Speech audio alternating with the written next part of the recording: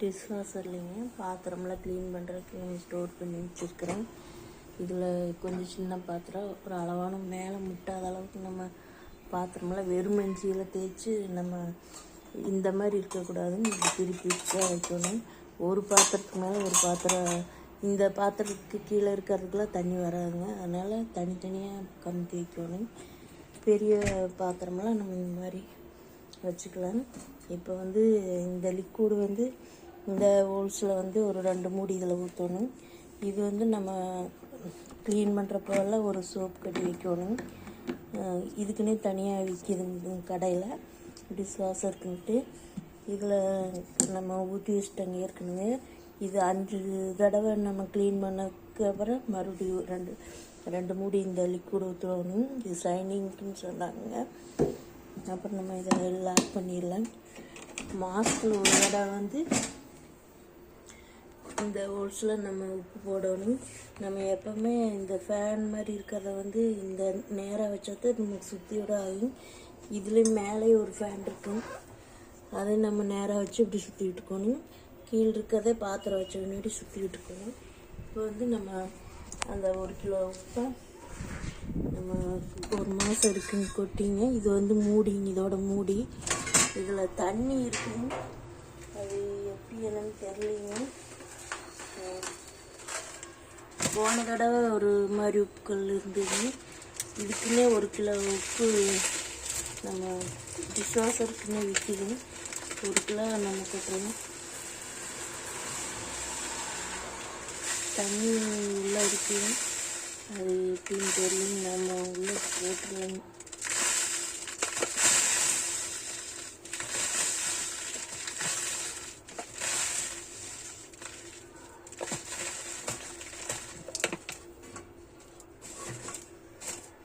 இது கல் பெருசாக இருக்குங்க. அன்னைக்கு உப்பு நைஸாக இருந்தது. இது நிறந்துச்சு பாதி போட்டோன்னே. என்னன்னு தெரியல, கொஞ்சம் அமுத்தி பார்த்துக்கும் தெரியும். இதுக்கு முன்னாடி வாங்கினதுக்கு ரொம்ப நைஸாக இருந்தது. அப்படி கொட்டினாங்க. இது வேறு கம்பெனி ஓல் இருக்குதுங்க. உள்ளே தண்ணி இருந்துக்கிட்டு இருக்கும்போது இருக்குதுங்க.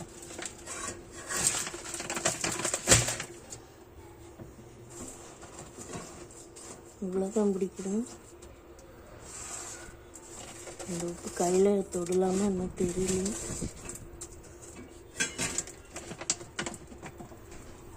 இந்த மாதிரி இருக்குதுங்க. டிஷ் வாஷர் சால்ட்டு இருக்குது. கல்லுப்பு பெருசு பெருசாக இருக்குதுங்க. இதுக்கு முன்னாடி வாங்கினது நைஸாக இருந்தது. இப்போ ஒரு 1/2 கிலோக்கு மேலே தான் கொட்டியிருப்போம். 3/4 கிலோ நிறைஞ்சிருச்சுங்க.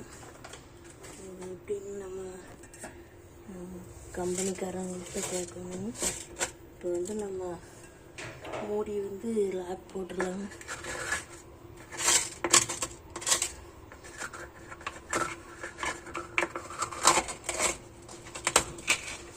உப்பு இருக்கிறதுனால கொஞ்சம் கரைஞ்சிடும். இந்த அளவுக்கு டைட்டு வச்சுக்கலாம். இன்னொரு தடவை போடும்போது நம்ம கழட்டிட்டு போட்டுக்கலாம். இந்த ஃபேனை நம்ம நேராக வச்சுக்கலாங்க. இப்போ பாத்திரம் க்ளீன் பண்ணுற ஸ்டாண்டை நம்ம உள்ளன இது எல்லாமே ஒன்று மேலே ஒன்று அடுக்கக்கூடாது. கிராஸாக கூட நம்ம அடிக்கலாங்க. சின்ன பாத்திரத்தை வச்சோம்னா ஹோல்ஸ் இது பெருசாக இருக்குங்க, எல்லாம் அந்த உள்ளே போய் சிக்கிங்க. அதனால் சின்ன பாத்திரம்லாம் மேலே ஸ்டாண்டில் வச்சுக்கலாம். இதில் ஸ்பூனில் வச்சுக்கலாம். எண்ணெய் பிசுக்கு இருக்கிறதெல்லாம் கீழே வச்சுக்கலாம். நம்ம வெறும் மஞ்சியில் மட்டும் தேய்ச்சி வச்சா போதுங்க. அப்பப்போ சேர்ற பாத்திரத்தைங்க நம்ம வெறும் மஞ்சியில் தேய்ச்சி வச்சா போதுங்க. சோப் போட்டு விளக்க வேண்டியது இல்லைங்க. இப்போ நம்ம லாக் பண்ணுறதுக்கு முன்னாடி இந்த ஃபேனை சுற்றி பார்த்துக்கணும். ஏதாச்சும் பாத்திரத்தில் படுதான்ட்டு இங்கே இருக்குங்க. நம்மளுக்கு ஃபேன் கைக்கு அப்படி படலைன்னா ஒரு நீல கரண்டி உள்ளே விட்டோம்னா இந்த ஃபேன் முன்னாடி வந்துடும். இப்போ எதில் ஃபேனு முட்டலைங்க. இப்போ லாக் பண்ணிட்டுங்க நம்ம மெயின் சுவிட்சு போட்டு விட்டு ஆன் பட்டன் இருக்குங்க. ஆன் பட்டன் அமுத்திட்டுங்க இதில் ஆட்டோ ஒன்று இருக்குங்க. இது வெயிட் அதிகமாக இருந்தால் தானாக கடாயின்னு இருக்கிறதுக்கு லைட்டாக இதாகிடும். இப்போ வந்து ஸ்டார்ட் பட்டன் கொடுக்கணும். இது மெதுவாக தான் அமுத்தணும். இது ரொம்ப அமுத்துனா இந்த மிஷினில் வந்து உள்ளே போய் நின்றுக்குது இந்த பட்டனு. என்னன்னு தெரியல. இப்போ 1:20 காட்டுதுங்க. 1 மணி நேரம் 20 நிமிஷம்.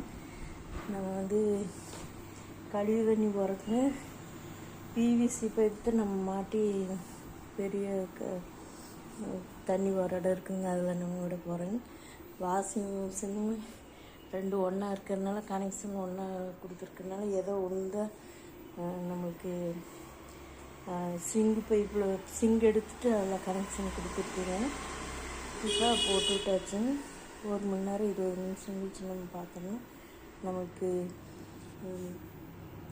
பாத்திரமெல்லாம் நல்லா க்ளீன் பண்ணி காஞ்சி வந்துடுங்க. பளிச்சுன்னு நல்லா வெயிலாக காய வச்ச மாதிரி இருக்குங்க. நம்ம ஆஃப் ஆனோடனே உடனே திறக்கும்போது கொஞ்சம் சூடாக இருக்குங்க. கொஞ்சம் ஒரு 10 நிமிஷம் போய் திறந்து விட்டு கொஞ்சம் தள்ளி நின்றுக்கணும். ஆவி சூடாக நமக்கு கிடைக்கும். ஃபஸ்ட்டு சுடுதண்ணியில் எல்லாம் ஊற வச்சுருங்க. அப்புறம் பச்சை தண்ணி இந்த மாதிரி எப்படி க்ளீன் பண்ணணும்னு தெரியாதுங்க. சுடுதண்ணியிலையும் க்ளீன் பண்ணிடுங்க. அதனால தான் இந்த சூடு நம்மளுக்கு அப்படி இருக்குதுங்க. அவ்வளோதாங்க. நான் ஒரு இப்போ 1:19 வந்துச்சுங்க. அதுக்குள்ளே 1 நிமிஷம் ஆயிடுச்சு. அவ்வளோதாங்க. இது க்ளீன் பண்ணி வந்து அதுக்கப்புறம் நம்ம பார்க்கலாம்.